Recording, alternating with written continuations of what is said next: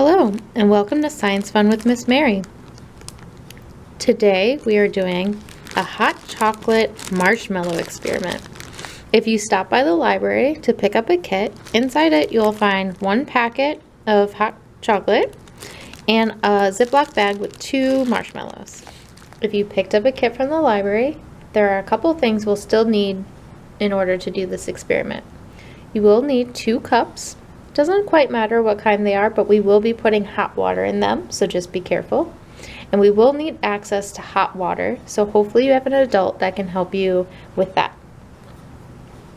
If you weren't able to pick up a kit from the library, these are just the supplies you'll need to follow along and do this experiment with us. Alright, the first thing we're going to do is grab our hot chocolate. And we're going to separate it into 2 cups. So I'm going to pour half in one and half in the other.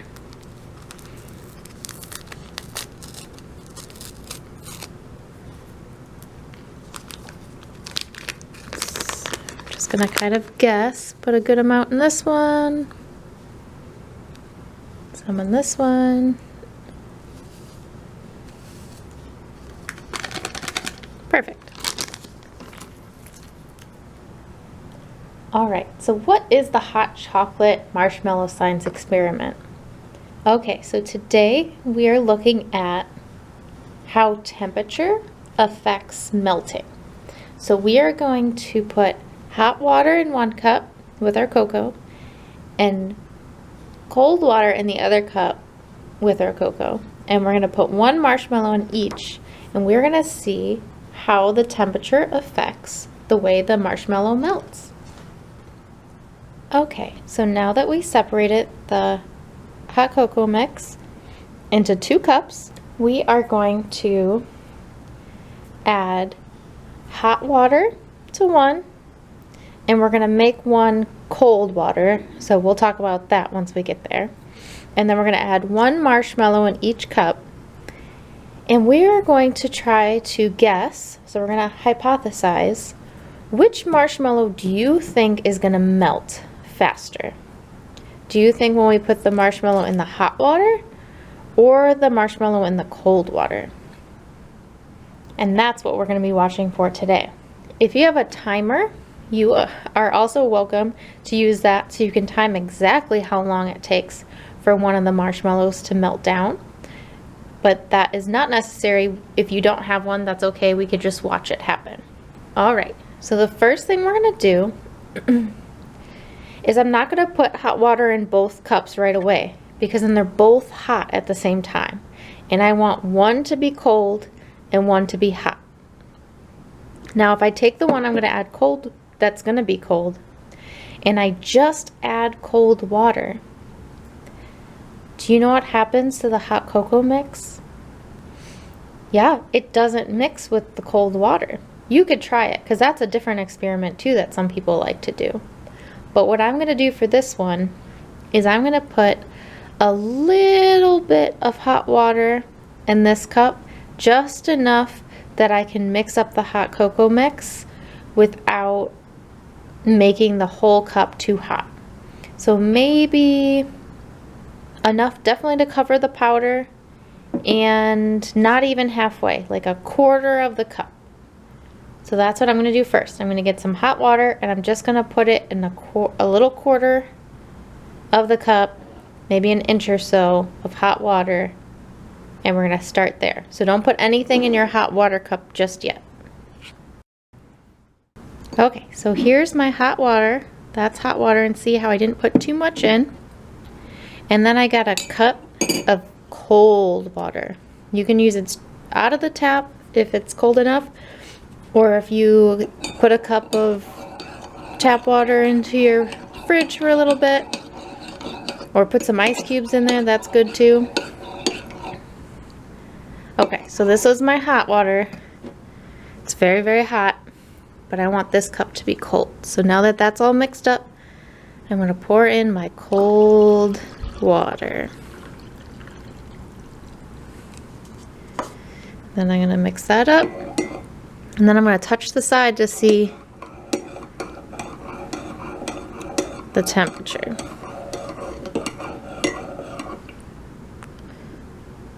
I'll do a little test. Ooh, that's very, very cold. Very good. Okay, I'm gonna set that off to the side for a second. And now this one is gonna be my hot water.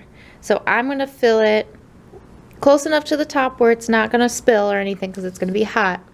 But I want this one to be nice and warm. Okay, now I've got my hot water, so I'm gonna use that same spoon. Mix it up real good.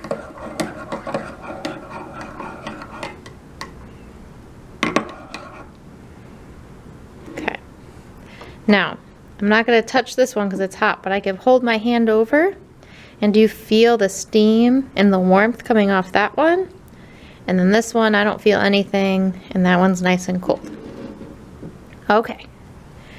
So, just in case you haven't got your hypothesis or what do you think's going to happen in your head, which one do you think's going to melt faster? I'm going to get my marshmallows ready, and I'm going to put one in the hot and one in the cold.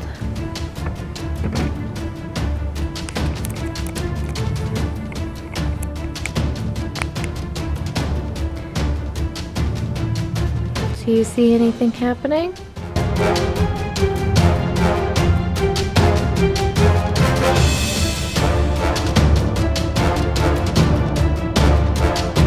You could also check on your marshmallows. So it's only been a couple of seconds, but let's see. So my cold water, what do you think? What does yours look like? Mine's still pretty intact. I don't see any melting yet. Let's check on our hot water. Wow, mine is very small compared to what size it was, right? Look how much it shrank. Okay, let's leave them a little longer.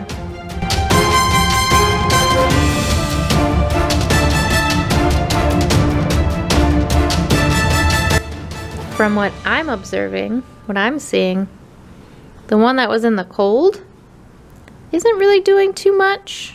Maybe it's getting a little bit's kind of slowly starting. But the one that I put in the hot water is getting a little bubbly. I'm seeing some air bubbles, and it's definitely starting to melt. All right, so for your experiment at home, is the same thing happening to yours? Is your marshmallow that was in your cold cup not really doing too much? And your marshmallow that was in your hot cup, is that one melting away? Do you have any thoughts on how that's happening or why that's happening? All right, so at this point, my marshmallow in the hot cup is about half the size as it started. See how much bigger the cold cup one is? If you did predict, if you made the guess that the hot chocolate one was going to melt faster, do you know why? Things melt when they get hot and turn from a solid into a liquid. When the marshmallows are in a solid state at room temperature, the molecules are packed tightly together. However, when you introduce heat, the molecules get excited and move around. In boiling hot water, the molecules move fast so that the structure of the molecules start to loosen. As the structure starts to loosen, it creates more space. There's more room for the molecules to move around. This continues until the solid marshmallow melts completely into the hot cocoa. So we can see that how the cold marshmallow is still pretty solid, packed in there. That cold water really isn't getting those molecules excited and moving around and starting to melt. It's kind of staying as is. And our hot cocoa one, I'm not even going to pick up that marshmallow because it's very mushy and gooey, and it's starting to really melt all that marshmallow out. While we're doing this experiment, does it remind you of anything? Maybe something that's outside? Yeah, we kind of see this with our snow, don't we? Today, when I'm recording this, we've got a lot of snow outside and it is very cold. So all that snow is kind of like in our cold cup and just hanging out there for you to play with. But as soon as those temperatures start to get a little bit warmer, we start to see that snow melt and become liquid, right? And that's where we get all the puddles and everything like that. All right, so I hope you had fun learning about some science today. And if you are waiting to see the hot cocoa marshmallow melt all the way down, and if you're timing it, I'm very curious to see how long it's gonna take. So you could always send that in or let me know. You could ask for Miss Mary next time you're in the library. But at this time, you are welcome, as long as you've asked your adult. If it's okay, you can definitely drink the hot cocoa once it's cool enough with all that nice melted marshmallow in there. You're welcome to take out the slightly soggy marshmallow that was in the cold cup. But if you're gonna drink the cold one, you might wanna ask to see if someone could put that in the microwave for you, as long as it's in a nice microwavable safe cup, and see if an adult could help you with that. If not, you could probably just eat the marshmallow since it's only just a little squishy. All right, well, I hope you had fun, and until next time, goodbye.